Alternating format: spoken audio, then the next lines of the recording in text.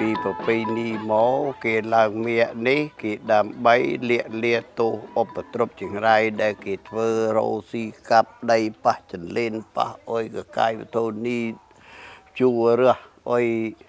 សពបែបសពយ៉ាងនោះទៅប៉ះលើសត្វពាហនៈក្នុងដីក្នុងឆ្លីហើយក្នុងក្រៃដ៏មានបាបកម្មពីវរាហើយម្យ៉ាងទៀតដែលយើងរស់នៅទាំងអស់គ្នាដែលធ្វើស្រែជឿបគ្នាទៅវាមានសម្ដីលើសលាស់ពោះទៀបទៅខុសឆ្គងសៅម៉ងនឹងសំលេងដែលយើងថាទៅឲ្យគេនៅទៅកុំឲ្យវាមានបាបកម្មពីវរា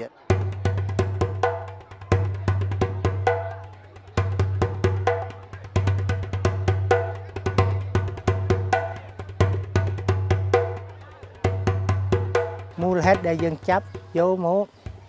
ធ្វើបន់គេហៅថាបន់ឡើងមីបន់ភូមិយើងនេះឯងគោលបំណងគឺមួយឆ្នាំមានតែម្ដងទោះបីបើក្នុងសម្រាប់នោះដែលសម្រាប់យើងយកមករួមគឺមិនដែលអត់ទេ For centuries, the villagers in the Angkor Wat region have been observing Len Miek ceremony at the end of the harvest season. However, this tradition is disappearing, with only 2 places in Cambodia still celebrating the festival, which involves catching fish with traditional fishing tools in an ancient pond. ដោយថាគេយកទៅតាមផ្ទះតែសម្រាប់លក្ខណៈគ្រួសារគេដែលស្រឡាញ់គេឬកន្រុតគេឲ្យគេចាប់បាននោះគេអត់គិតថាឆ្នាំណាគេបាន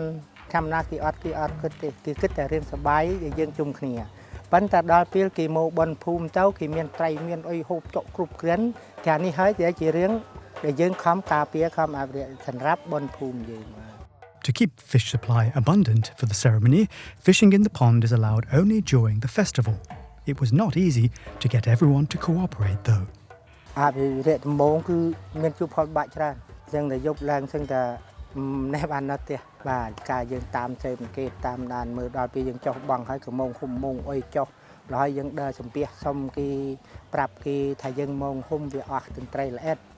អត់មានពូជមានធាតទៀតទេយើងចាប់តាន់រត់សំណាញ់ទៅដើម្បីឲ្យផលប្រយោជន៍សម្រាប់ភូមិយើងឲ្យមានពូជត្រីតទៅទៀត Over the past 2 years, unfortunately, tourists and people from other villages have come to catch fish in the pond, disregarding conservation plans for the ceremony. Kin, nevertheless, is committed to preserving and protecting this ancient tradition. គោលបំណងរបស់ខ្ញុំគឺខ្ញុំចង់ថែរក្សាឲ្យមានដូចណាថាមានការអភិរក្សឲ្យមានភាពរីកចម្រើននៅក្នុងស្រុកភូមិយើងប៉ុន្តែដូចណាថាវាពាក់ព័ន្ធជាមួយប្រជាពលរដ្ឋគាត់ដែលយើងអភិរក្សបាននេះគឺមិនមែនសំណៅទៅលើយើងឬមួយក៏គណៈកម្មការប្រមាណនេះទេមកពីប្រជាពលរដ្ឋជួយជ្រោមជ្រែងបាទខាងធ្វើការ